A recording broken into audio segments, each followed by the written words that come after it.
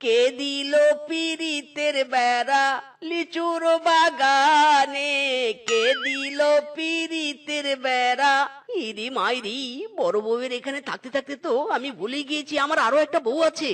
না না, রূপা নিশ্চয়ই আমার সাথে রেগে আছে, তাড়াতাড়ি আমাকে যেতে হবে শ্বশুর বাড়িতে। ওরে বাবা, এত হাঁটছি তবুও রাস্তা শেষ হচ্ছে নে। হাঁট রে হাঁট, তাড়াতাড়ি হাঁট। ইরি মাইরি, ব্ল্যাক সুন্দরী, ওরে মিসকে, তোর চোখে এত সুন্দরী পরে কেরে?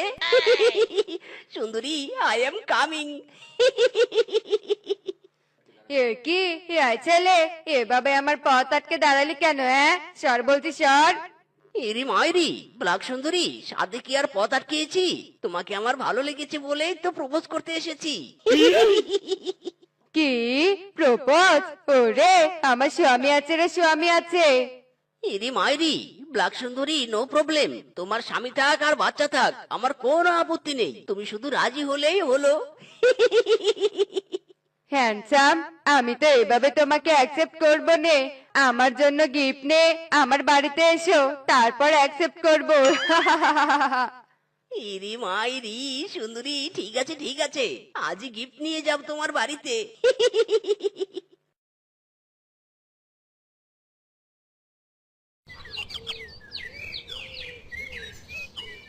বাবারে বাবা, অনেকদিন পর বউয়ের জন্য একটা শাড়ি নিয়েছি।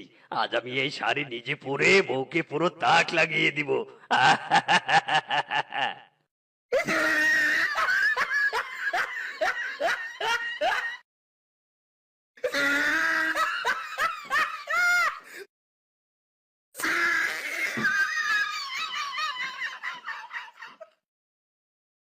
ইরি মাইরি, ওই তো আমার ব্ল্যাক সুন্দরী।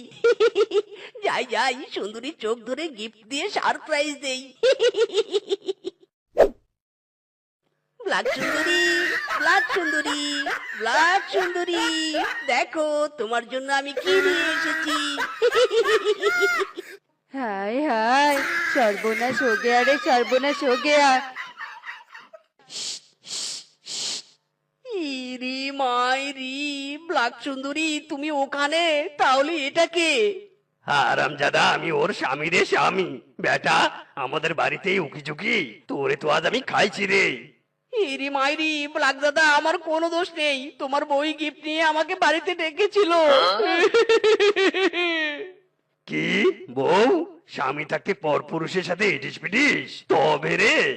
ওরে বাবা রে, ওরে মারে, স্বামী, আমার কোনো দোষ নেই, এই ছেলে আমাকে